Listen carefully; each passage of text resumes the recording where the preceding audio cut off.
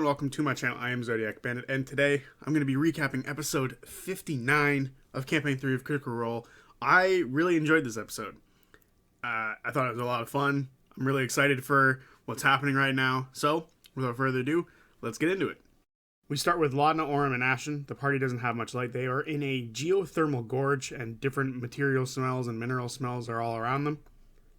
They are able to find each other. They wonder where their friends are. Orym looks around to find them, and he's looking to see how far Ruidus is away from them. He sees the gorge is very jagged and very sharp, and can't see the base, but it's at least a few hundred feet down. And the top is also a few hundred feet up as well. He can see Ruidus, but it doesn't help him much. He doesn't know which way he's looking. Ruidus is to the left of them. He looks to the stars, and based on that, the moon seems to be to the south. They look to their map to figure out where they are. Laudna thinks about about places that she knows that have large gorges in the world. She rolls an 18. She knows of a few places in Exandria that have sort of gorges that have elemental chaos to them. She thinks of 4 gorges. She wonders if it's possible for them to be on another continent.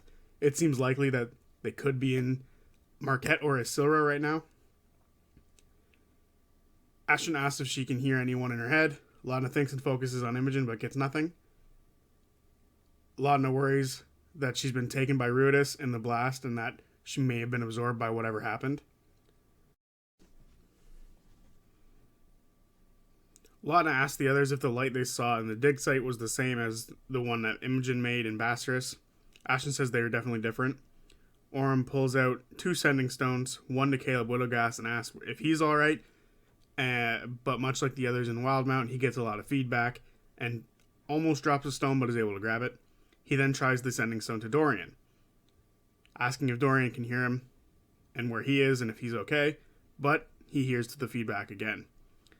Ashton starts laughing and starts smashing rocks all around them. He's very pissed off. Laudna sends a message to Chetney but gets nothing, then one to Fern, gets nothing, and then one to FCG and gets nothing. Ashton is beyond frustrated at this point. The party sees the moving ley lines above them. Laudna pulls out Pate and asks how he's doing and if he recalls what happened. He's alright and thinks that what happened was absolutely crazy and recalls it. Laudna asks him to scout ahead for them. He has dark vision and a blue flash comes out of him, signifying his dark vision is on. Laudna begins to look through his eyes. She sends him down the gorge. She sees steam build up in cracks and elemental rivers. There's a bunch of pools with extremely hot liquid. With a perception check of 8, Pate reaches what he thinks is the bottom of the gorge and sees pools of acidic fumes and pools of boiling mud. He returns to the party in the middle. Laudna sends him up to the top. It's about 200 feet up until they reach the lip of the gorge. Not an impossible climb, but a very difficult one. On the top is a dense forest. She tells the party down looks like death, but up is a little bit better. Orym wants to head towards Ruidus. He wants to get up top and go around and towards it. They have a rope. It's hard to see how strong the rocks are until they get to them. Laudna pulls out the immovable rod and hands it to Orym to help climb. The climb lineup is Orym with the rod, Ashton behind him second, and Laudna in last in case anyone falls. She has Featherfall. Group athletics check. Laudna a 5, Orym a 16, and Ashton a 24. With this, they slowly move their way up the mountain. They hit the next major platform. They hear a strange sound 5 feet from Orym. A burst of steam comes out from the side of the cliff. Dexterity saves. Ashton and Laudna save and take 6 fire damage. Orym fails and takes 12. Orym now has a beet red face. They climb up more. Orym on the lookout for other things and more bursts. They reach another ledge. Orym sees a shape move. Orym informs the others. At this point, Marisha remembers that Laudna has spider climb and she could have been using that the whole time. They roll a group stealth check to try to hide from whatever this shape is up top on this platform. Stealth checks, Orym 16, Ashton 19, and Laudna a natural 1. As they climb stealthily, or attempt to, Laudna places her foot on a rock and it breaks and she falls a bit. She then slams her knee off another rock. They hear movement on the ledge above. Orym jumps up to try to scare it and maybe get some time for the others, but sees a face. At this point, Amy Carrero comes to the table. Orym sees a dwarf woman with brown hair and a bunch of tattoos. It's not Opal, which upsets me just a little bit, but this character is also great. She's very pissed off. Orym says hello and asks if she's from there. She's not. She says that she's not in a very sarcastic way and asks who he is. Orym says that he has friends hanging over the side of the cliff. She looks over and sees Ashton and Laudna. Orym tells the others it's safe and helps the others up. She claims she just showed up here. Orym asks where she was an hour ago. She was in Tal'Dorei. Her fiance left her, and she was looking for him. Laudna asks her name. She says Mona, but there's a bit of a pause. Laudna questions her pause in the answer. Mona says, of course, it's a fake name. She doesn't know them yet. The others just give their names after Orym initially attempts to give a fake name, but then just drops it. She asks where they're from. They answer Marquette. They ask what happened to her. She said she had just found her ex-fiance and heard an elf guy say something, and then bam, she was here. She doesn't think they're in Tal'Dorei anymore. Orym says that he's from Tal'Dorei as well as Ephra. She says she doesn't know where she's from. She was focused and followed her ex everywhere for months. Orym listens out for other creatures. He hears something off in the distance. He asks Mona if she wants to join them climbing. She would love to. Now for another group check. Mona a natural 20, Laudna an 8, Orym an 11, and Ashton a 27. They're able to climb up to the top of the gorge, and they are greeted by the trees.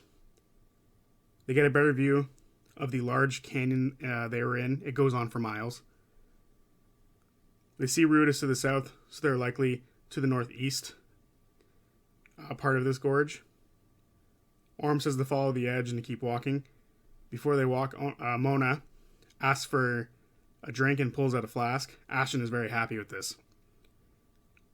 Orym looks over at Mona and sees that she is not a fighter like himself and her dex is lower than his. Ashton asks how Laudna is doing. She's not doing great and she's worried about the others. Mona sees that they were traveling together. Orym says that they were in a group double the size. Laudna tells her that one of their group, Imogen, has a strong connection to Ruidus and is hoping that they are alright. Orym says they should get going. The only marker they have currently is Ruidus. They move within the tree line a bit, as it's a bit of a short jump to the drop-off. Orym is listening for other things and leads the pack. Group stealth check. Orym, Ashton, and Mona all roll nicely, and they're very quiet. Laudna, not so much, but the others make up for it.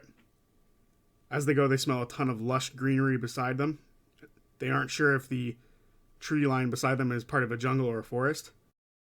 Laudna thinks to herself she doesn't think they could see Ruidus in Wildmount, so she kind of rules that spot out of the 4 that she thought of before. They continue for an hour. Orym asks Mona what year it is to hope that it's the same year and that they didn't do some sort of weird time skip. The dates match up, and it's still even the same day. Mona looks for civilization but only sees trees. Orym then climbs a tree and Laudna sends Pate up. But before Pate goes up, Mona asks what he is. She sees a very gross body of Pate, but says it's nice to meet him. Laudna says not to get weird, and Mona follows up with, yeah, my eyes are up here. Pate doesn't have eyes. He just has bone skull sockets for eyes. Pate then joins Orym. They get to the top and see a rolling valley of trees. He looks beyond the trees with a dirty 20. He sees a break in the trees, and he sees the ley lines all above and reach a nexus point to the north. He sees a handful of lights in a small town to the northeast. Beyond it is a mountain range. To the north, they see a singular mountain with clouds at its peak. He knows nothing of it. To the southwest, there is a large mountain range that looks extremely sharp and dangerous. To the south, he sees the ocean. Orym tells everyone what he saw and thinks that they should go to the town. He's not sure how long it'll take to get there. Laudna suggests they follow the river that they can hear that is going in that direction. Mona has dark vision and thinks she should lead in the forest, or jungle. Ashton casts Pass Without a Trace. They move stealthily but fast. They all roll relatively well. and they travel swiftly and silently near the river. They hear owls and other creatures talking and moving as they travel. Mona leads with a perception check. She's able to guide the others through the forest pretty well safely. After a while, they see a fire about 200 feet away. Orym looks to see if there's anyone there. They can't tell. The fire looks small. Laudna suggests Pate scout up ahead, but the others aren't too sure about this idea. He's a little creepy. She sends him up anyway and gets a 23 stealth check. He sees a small clearing where there is a cart and some sort of colder climate beast of burden, and there is a humanoid figure at the fire. Pate looks over for some weapons and doesn't see any visible weapons. Laudna informs the others. Orym suggests he and Mona go up as they're not, terrifying looking like a certain Laudna. Laudna realizes that is the reason, so she and Ashton stay behind and let the others go up. Once they get to about 50 feet away, Orym calls out to the person. And another guest joins the table. And excuse me if I mispronounce his name, but it's Utkarsh? Utkash? I had to look on Twitter for the name, and that's what it says. So my bad if someone could put in the comments the pronunciation for his name, because he was fucking hilarious this entire episode. So I would love to be able to pronounce his name correctly. I also don't know who he is or what he's from. I obviously know Amy, and yeah, but I don't recognize this guy at all, so please someone inform me more about him, because he's fucking hilarious. The person at the fire freaks out and shoots a crossbow bolt at Orym. They roll a natural 1 and then run away. Orym says that didn't start well and they just want to talk. The person says to Orym to stay where he is, but he can't see Orym, so Orym suggests he move to the fire so he can't see him. The person is okay with this. Orym moves toward the fire. Mona stealths around to flank the person. Orym moves to the fire with his hands up and tells the person he and his friends are lost. Mona sneaks around and sees a half-elf, built like a coat hanger, 6'4", but you wouldn't know he's 6'4", with brown skin, large eyes, and a face that says, "What's going on?" all the time. He looks like a farmer, no scars, no tattoos. Mona says she thinks she found another dead one, much like Laudna, scaring a lightning bolt at 5th level out of this person towards Mona. She takes 23 damage after saving the throw. Everyone freaks out. Orym tries to calm everyone down and sits down next to the fire. Laudna fires an Eldritch Blast towards the half-elf. The half-elf says he agrees to a truce and says his name is Bodor. He heals Mona for 16 points. Mona tries to steal from Bodor and successfully steals his slingshot from his back. He apologizes for what happened and isn't sure where he is. He asks if Laudna is dead and says that she's gorgeous afterwards. He was on the Sirius Mountains in Wildmount, and he was tending to his sick brother and felt a humming sound in a voice and then was here. He claims the voice sounded like it knew what it was talking about. He's been here for a few hours. Laudna asks how he discovered his magic. He said Mona said something scaring him and lightning came out, which is fucking hilarious. Orym tries to see if he's lying, but it looks like he's telling the truth. He has some food in his cart and asked everyone to join him by the fire. They all introduce themselves, and the party explain what happened to them before being here. Ashton opens up the black hole to get some stuff out and sees some dead bodies from the Ruby Vanguard. Orym explains the bodies were terrible people, so it was okay to kill them. Laudna takes the useful stuff off their bodies, even though I'm pretty sure at the dig site they already did. Bodor says he's never seen a murdered body before. Bodor says his reindeer's name is Ratchet and can help move the bodies, and introduces the reindeer to the party. During this, Orym hears a crack from behind them. Orym looks and sees a figure walking out from the tree line into the glowing light of the fire. Orym calls out to them, and a third guest joins the table. It is Emily Axford. I've seen her in clips from Dimension 20 before, so I am kind of familiar with who she is, but I'm not totally familiar with who she is, as I've never powered my way through a D20 game. I should. There's been a couple recommended to me and I've tried, but, this person is not hiding themselves as they walk toward the group with intent. It is an elf. And by her own words, she's very gothy and covered in tattoos and has dark hair. And is wearing mage apprentice clothing. She's currently, as she's walking out toward the group, ending a conversation with a book. She comes up to the group and asks if anyone would like to take a survey about the apogee solstice. The party says it sucks. Laudna asks if it's too soon for that kind of a survey. The elf says that the cobalt soul is getting ahead of things and thinks that it's too early for her to say we when talking about the cobalt soul, and a voice that seems to come from nowhere says yes, she needs to remember her place. She backs up and says donos, yeah, to not talk right now. Mona mishears her and says, how do you know my name is Denise? So we now know that Mona's real name is Denise. The elf is holding a book with a face on it. It is the elf's chaperone on her mission. The elf says she was going to be teleported by the soul to ask people about the solstice, and then appeared here. Laudna asks if the soul knew everyone was going to be teleported. The elf says no, but they knew that something was happening during this big event. Denise is mad that they knew something was up, and this is why she doesn't trust organizations. The elf says she was scrubbing shit until yesterday, and then most of the apprentices of her level were then grabbed and told to help out during this event. Laudna asks why she doesn't leave the book behind if the two of them bicker a lot. It's because it's her spell book. Bodor asks what the solstice is about. Laudna says Brutus exploded, and there's a red beam coming from it now over Marquette. The elf is shocked by this news. Ashton explains a bit about what happened to everyone. Laudna thinks it's best to do the survey so that she can get the answers to her questions. The survey starts with the elf introducing herself. Her name is Prism, and she is to give a interesting fact about themselves.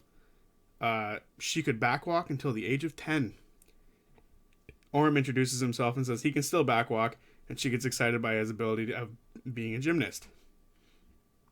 Ashton says that their name is Ashton and that they have a hole in their head. Denise says that the S in her name is a $sign and that she has nails that can cut through glass. Prism at this point jokes that her name has an S in it, or has a $sign as her S as well, but she's just joking. Bodor just wants to get back to his brother, and everyone else says that he just learned how to use his magic. Prism is upset that magic just happens to him. She's been working very hard on her magic. She says her magic hasn't even been field tested yet. Laudna introduces herself and she was born with her magic, or maybe a dead woman in her head gave it to her, and she's not there anymore. But she also has a dead rat that flies. Pate then joins the survey. Prism says that she hasn't seen one of these since the Shadow Realm.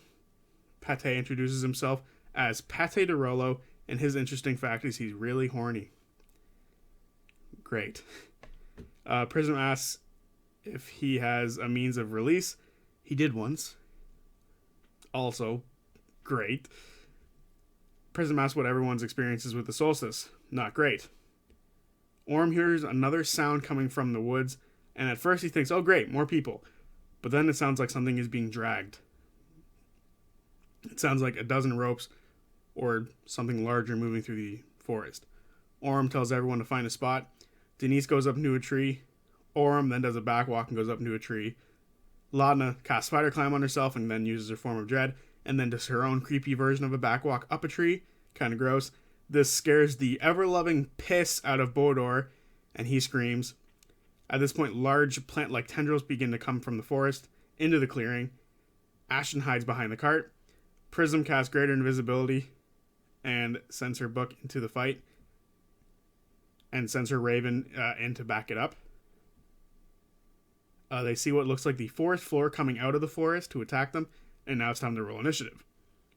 Orym with a 21, Laudna with a 20, Denise with a 19, Ashton with a 16, Prism with an 8, and Bodor with a 7. Orym is up first. He jumps off the tree and then slashes in the air, cutting the air, pushing it toward one of these grass vine monsters, and the wind slashes at it twice. It hits and deals some good damage. Laudna is up and fireballs a different one. She deals good damage, but it doesn't look as effective as she think it would be. They are somewhat resistant to fire by the sounds of things. Laudna then tells the party that fire doesn't work that well. and with her form of jet, she scares the monster, so now it has to move away from her. Denise jumps down and rages and cuts the monster with her sickle, getting her sneak attack damage, and then she attacks again and hits again.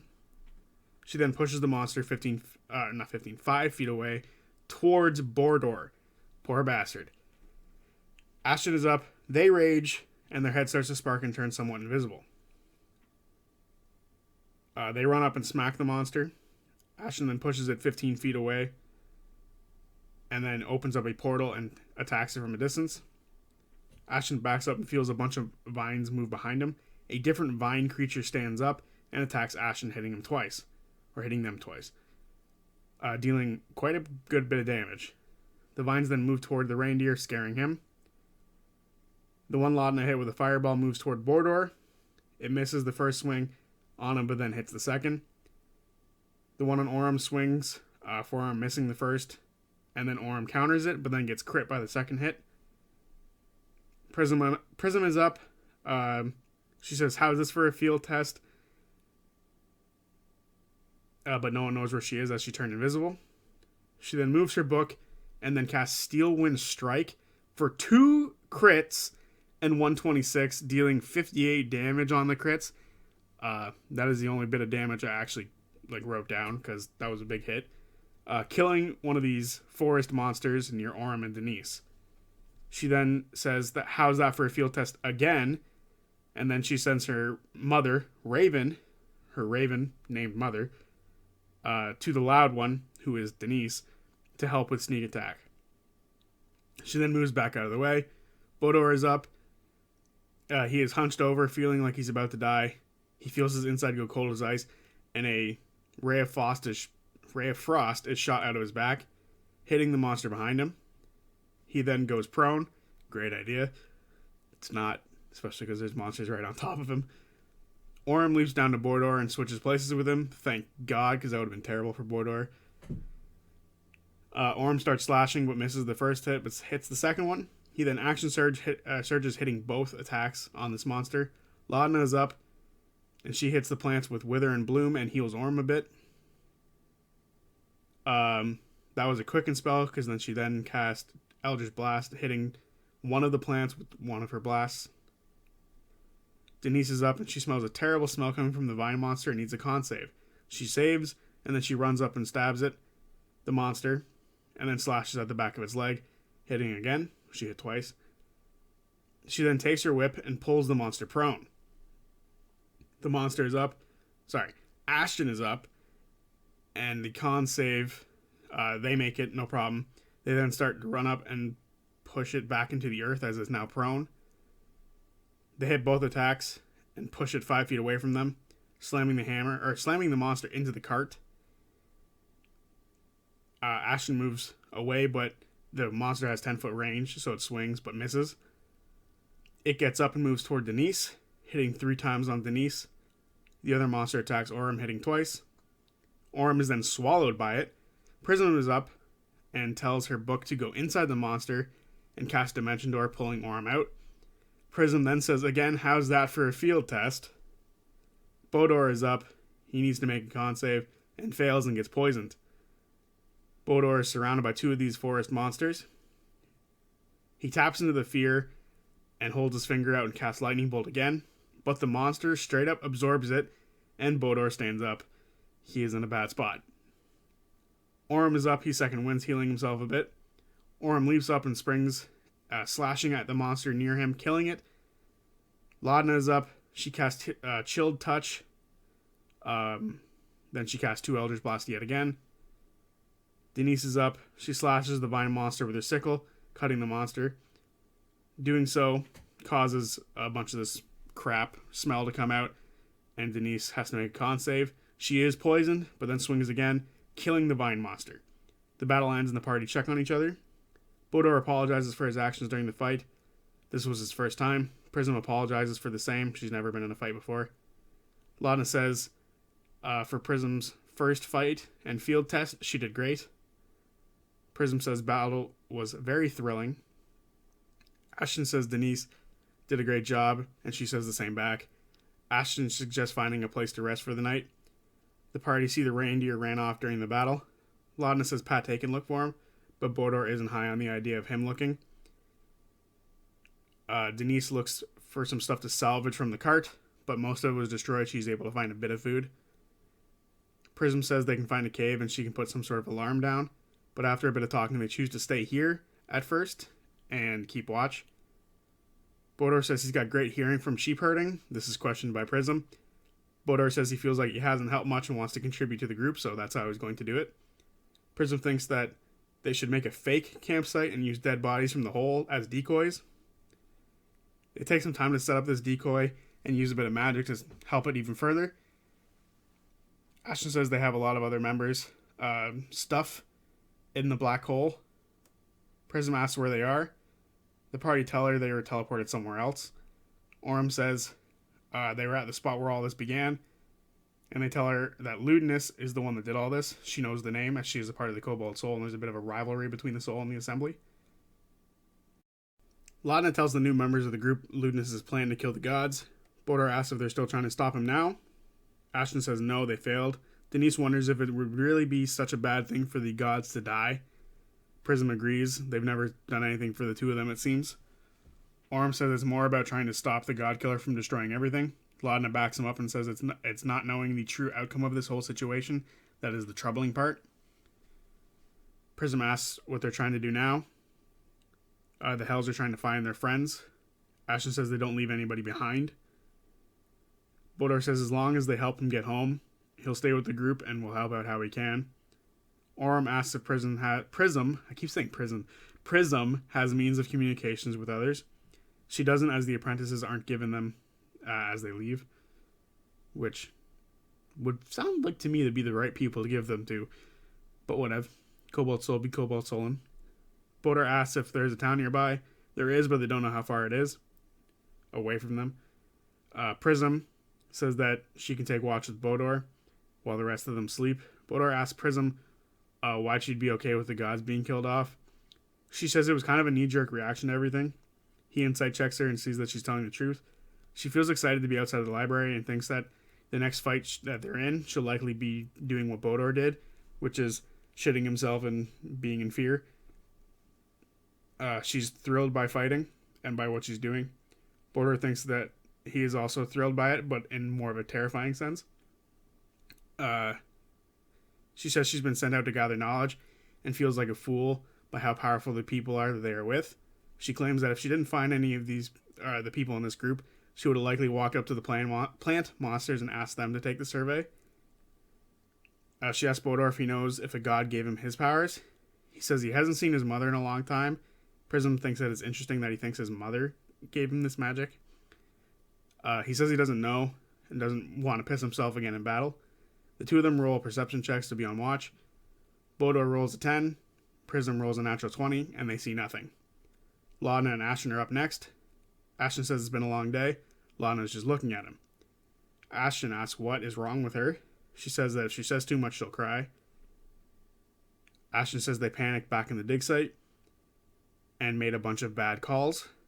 Laudna says that they're a bunch of dumb fucks going up against a 500-year-old wizard. Ashton says they'll get the nerds to safety and get the others back. Laudna asks how they're so sure that the rest are alright, especially Imogen. She's a Rudist born, and what if she was taken by the moon? Ashton says then they'll go to the moon. They got Laudna back, and they'll get Imogen back too. Ashton has decided that anything is possible right now. They brought Laudna back, so they'll do it again, but they think that the party is out there somewhere. They don't know if they can save the world, but they can save the rest of the group. Laudna says that, speaking of getting everyone back, she then brings out Pate and tells him to go find the reindeer. The two of them go to bed and Orym and Denise are up next. She asks Orym about himself. He says that he is from Teldore, from Zephyr specifically. He says that it feels very far away. This sort of calls back to her, and she says that she knows a guy named Gilmore who gave her a one-time communication box that she used on her ex-fiance. So she's been to Iman. She went everywhere looking for her ex, Dariax. For those who don't know, and didn't watch EXU, either the first one or Kymel, Dariax is Matt Mercer's character. He's awesome. Go watch EXU, the first one. Orym says he knows Dariax. Denise says Orym is on wanted posters in Yuan. The faceless ones are looking for him. Orym asks what went wrong with the two of them. They were working together. They were pre-engaged, is what she said. They were working together, and one day he left, and people came by asking where the money they owed is, and she left to find him. She did find him, but as she did, she was teleported away. Orym says that he was a good guy, or is a good guy. Denise agrees a bit. Orym hopes it works out between them. Denise says she's a hopeless romantic, so you never know. Orym thinks back to Keyleth and the dig site. Orym then snaps back to it and says that Denise does strike him as a hopeless romantic. Denise says Orym does too, and asks if he has someone in his life. He says he doesn't. Orym says he doesn't know what they're going to do tomorrow, and he doesn't believe they'll find his friends. Denise says that she wishes she believed in gods, but right now all she has is her booze. Orym says he feels so small. Denise agrees, but at least they have big personalities. Orym asks if she's going to keep looking for Dariax. She is, but she doesn't know if she's going to kill him or kiss him when she does find him. Denise says sorry about his friends. Orym says sorry for everyone. Things are going to get rough. They then wake up the rest of the group. Denise uses Bodor's slingshot to wake him up and tells him to keep a better eye on his shit. Prism then says that if they find a sending spell, she can copy it into her book. Orym doesn't quite follow. He doesn't know wizard things. Of course you don't know wizard things, Liam. You've never played one before. He then starts to go up a hill to get a better view, and the rest follow. Orym finds a place to get above the tree line. The rest see a nice view of the rolling valley. With this view, Prism's knowledge, they now know where they are. The singular mountain to the north is the Ascendant Bridge Mountain, the largest mountain in Exandria, and is believed to be where the gods first touched down and the Titans rose up to meet them. To the northeast is the Sunder Peak Mountains. It is what separates the Demethor Valley to Anastasia. I think I'm saying that right. The home of Vasselheim. Denise says this place looks expensive, which is fucking hilarious. Bodor looks for the red moon, and after a bit, he finds it. It is still up in the sky to the south. Laudna calls out for Pate, who comes back and says he doesn't know where the deer is. Laudna is upset, saying this is supposed to be a beautiful moment where they're all reunited. Bodor isn't too upset by it. He wasn't attached to Ratchet at all. Prism says that she can give him a phantom steed, but he turns it down. The group can still see the ley lines in the sky. They choose to keep moving toward the town they saw before. They start moving down the hill. Orym looks over the sky again, and that's where the episode ends. So there you have it, episode 59. This was, to me, a fantastic episode. Much like how the first episode with the other team was really fun for me, this one was also really fun. I love seeing new guests. I love seeing if the theories that I concocted in my head were correct, which they weren't.